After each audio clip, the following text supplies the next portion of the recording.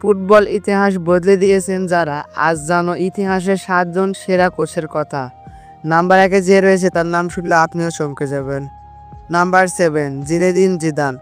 খেলোয়াড় হিসেবে কিংবদন্তি, আর কোচ হিসেবে রিয়াল মাদ্রিদের হয়ে টানা 3 বার চ্যাম্পিয়ন্স লিগ, এটাই তো ক্লাস। Number 6, আরিগো Psaki.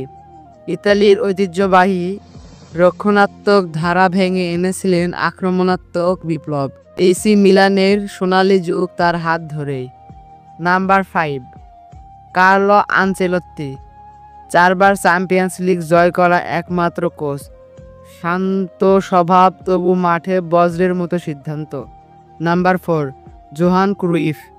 বার্সেলোনার ড্রিম টিম গড়েছিলেন যিনি, টোটাল ফুটবলের গডফাদার তিনি, শুধু কোচ নয়, এক আদর্শ। Number 3, Jose Mourinho, the special one. রক্ষণাত্মক স্টাইলেও কীভাবে ট্রফি জেতা যায় তা দেখিয়েছেন পোর্তো থেকে রোমা পর্যন্ত। Number 2, Pep Guardiola. টিকি টাকার জাদুকর, আধুনিক ফুটবলের প্রকৌশলী। বার্সা, বার্ন আর ম্যান সিটিতে ছড়িয়েছেন রাজত্ব। নাম্বার 1, স্যার অ্যালেক্স ফার্গুসনের ম্যানচেস্টার ইউনাইটেড মানে ফার্গুসন। 26 বছরে 38টি ট্রফি, এমন ধারাবাহিকতা ইতিহাসে বিরল। এই ছিল ফুটবলের 7 জন কিংবদন্তি কোচ। তোমার মতে এদের মাঝে কে ছিলেন আসল মাস্টার মাইন্ড? কমেন্টে জানাও।